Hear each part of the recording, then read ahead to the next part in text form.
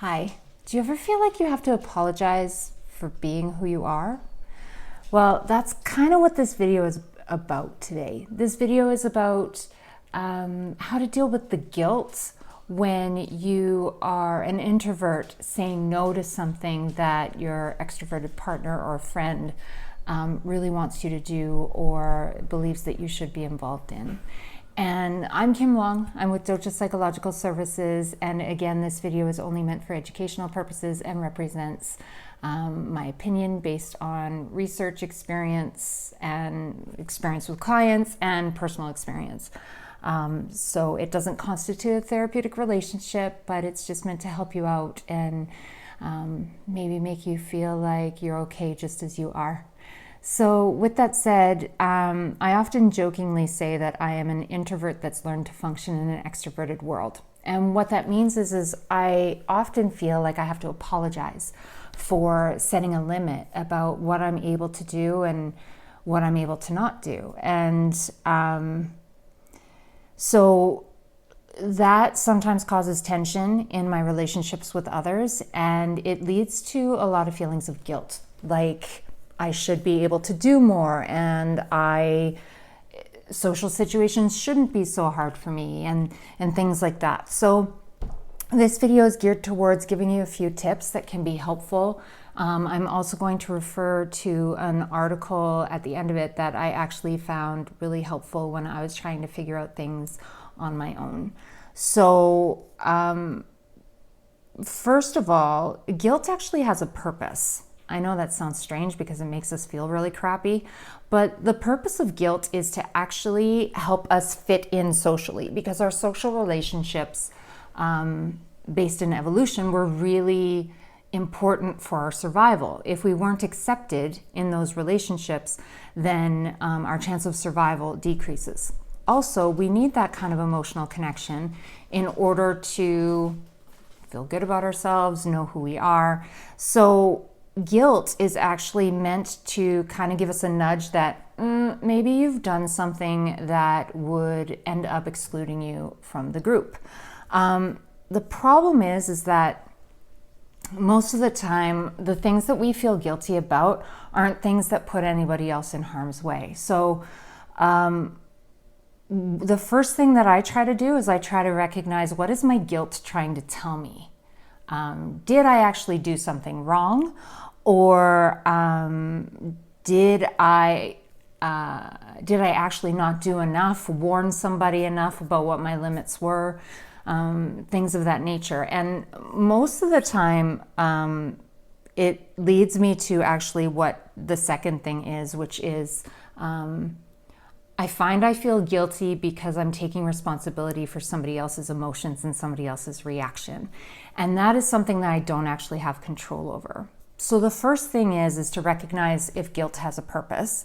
And then the second thing that I try to do is I try to recognize, is this within my control or is it actually not? And somebody else's emotions are not actually within my control.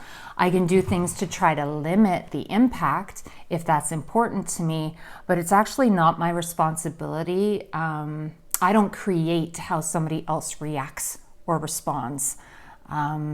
That's them. That's based in their history and their belief about themselves and their belief about our relationship, and all of those things can be discussed. So one thing that I found helpful to try to adopt, and I cannot take credit for this actually came from one of my previous therapists. She actually guided me through a decision tree, and she invited me to ask myself, whose problem is it? So if I tell a friend, you know what, I can't make that event, that's going to be too crowded for me. It's just overwhelming for me right now with the amount of energy that I have. And then let's say that friend becomes angry or really disappointed. I find disappointment harder to deal with. And I really wish you would have come, and I never get to see you, and all of the things that friends can say. At that point, I need to ask myself, okay, whose problem is that reaction? Well, the part that is her problem is her emotional reaction. She's allowed to be disappointed, But it's her job to deal with that disappointment without me trying to fix that, because I've set my limit for what I'm needing. But the part that I have to own is my response to her response, if that makes sense.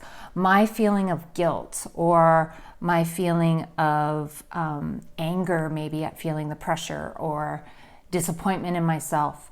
All of those things are my responsibility to deal with. And so that's what I'm going to own without trying to change the other person. And with that, I often go to my therapist and talk about it, but whatever, it's fun. We all have our own coping mechanisms. I also try, and I'm just gonna look ahead and make sure that I'm not skipping ahead, but I also try to not judge myself for something I'm doing now that I'm thinking I should have known before, because I couldn't have necessarily known that that person was going to react that way, right? So I try to not own, oh, I should have known that she would have been disappointed. Well, how am I supposed to know that? She could have responded with anger. She could have responded with being okay. I can't predict that person's reactions all the time. That's mind reading, and that's not great. We can get into a whole other video about mind reading at some point. The other thing that I really, really try to do is, and this is really hard for me because I hear the word help and I'm like, okay, let me lay down on that train track for you. But I try to remind myself that I only have so much of myself to give somebody else. That if I go to this event, but there's another event that I promised I would go to, I may not have enough social energy and reserves to be able to meet my commitment over here. So in order to be a better friend, I need to be able to be honest with the first person and say, look, I can't because I have this event, it'll overwhelm me. But the next event for you, let's talk about when we can meet up again later. So that way I'm being considerate of what my friend is needing without over-promising what I actually have in my energy reserves. So let me just review those three things that I really do know that I use and focus on. The first thing is I try to recognize what is the purpose of my guilt. The other thing that I try to do is use that decision tree, whose problem is it, and only own responsibility for the part that is mine, which is my reaction. And the point on this paper, which is actually the article that I'm going to refer you to, it says that blaming yourself for an incident that was only partially in your control means that you're angry at yourself for things that are beyond you. And really, it's disappointment in myself that I can't be what other people want me to be. And it shows a lack of acceptance of my own introversion. So just keep that in mind. But ultimately, I'm not responsible for other people's reactions. And then the third thing that I know I definitely use, or at least consider, is being aware of I can't be everything to everybody and expect that I'm going to do a good job of that. So giving myself grace that it's okay that I say no. And again, letting other people own their own responses for that, but still being open to having a discussion without the guilt trip or the anger or any of that. That I invite people to deal with on their own, and that I'm more than willing to talk with them if they need to after that. But luckily, I have a great group of friends that I'm really able to be open and honest with about how much energy I have, and they're really respectful about that. So I'm lucky. Anyway, as always, I invite comments to the video or questions. I'll try to answer them as best as I can. It's kind of a personal journey to get there. It's not easy, but I know you can do it. So I invite you to even pick one of those tips and try it the next time that you're feeling pretty crappy about, I don't like that I'm making other people uncomfortable just because I'm me and I'm an introvert. So introverts unite. There's nothing wrong with us. Just saying.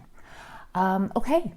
So until next time, please take care of yourself. And as always, I will try to get people that are much more techie than me to include a link that will refer you to the article that I've mentioned, because it really does go more in depth about guilt and it's super helpful. Yeah, okay, that's it. In the meantime, take care of yourself, and we'll see you next time. Bye for now.